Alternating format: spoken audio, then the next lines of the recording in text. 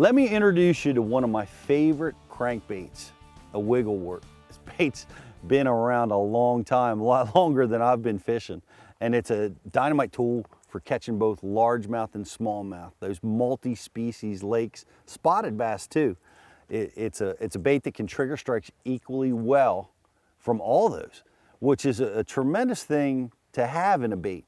When you fish in these lakes where the habitat, you know, might have largemouth, smallmouth, or spotted bass on it, you want a bait that can really get all those bass to trigger.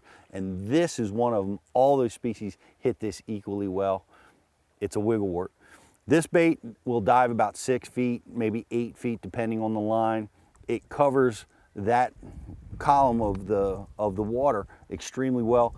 It's got a great rattling chamber. It's got a wider vibration, slightly wider than a DT6, which is one of the reasons I like it. One of the other things I really like about this bait is its deflection capabilities. It creates a deflection strike as good as any crankbait on the market. When it hits a rock, when it hits a piece of wood, it'll deflect side erratically all over the place. And that triggers the strikes, and that's what I want to try to accomplish a lot of the time when I'm fishing this bait. Now, this is a crawl pattern, one of my favorites that I love to use. It's got orange on the lip, like a lot of crawfish have on their claws. It has a little bit of translucency to it, a dark back. This looks like a crawfish. And when I'm fishing around the rocks, whether it's spring, summer, or fall, the crawfish are around, and this is a great representation of a crawfish. All those crawfish eaters will gobble this bait, this particular color. So that's one of my favorite colors in a Wiggle Wart. When I'm fishing around smallmouth in particular, I like the bright, vibrant colors. And I can see on this bait that I've put this bait through some usage. It's caught a few fish. And I like these bright colors for smallmouth, whether it's sunny or even overcast conditions, it'll trigger the strikes.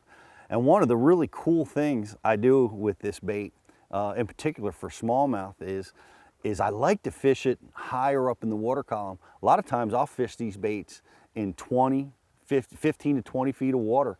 And this bait's not gonna get anywhere near the bottom in that depth. But what this can really do is it can pull fish up and trigger strikes, get them smallmouth coming up. They love to feed up and chase bait fish, and this is a bait that can pull them up and get them to bite in that deeper zone. So sometimes when, you know, I like to beat it off the rocks, other times I fish it in deep water.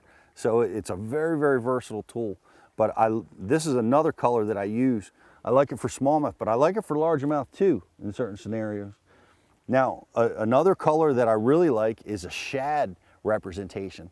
A lot of the lakes that I fish have shad, threadfin, gizzard, even alewives. This is a great representation of those types of bait fish. So if I see a lot of that type of bait around, I'm gonna throw this color. Those three colors right there are gonna be what I use to trigger strikes. And it's gonna help me locate fish no matter where I'm fishing around the country. These three colors will help me find them. And that's what I really like. I like to keep it really, really simple.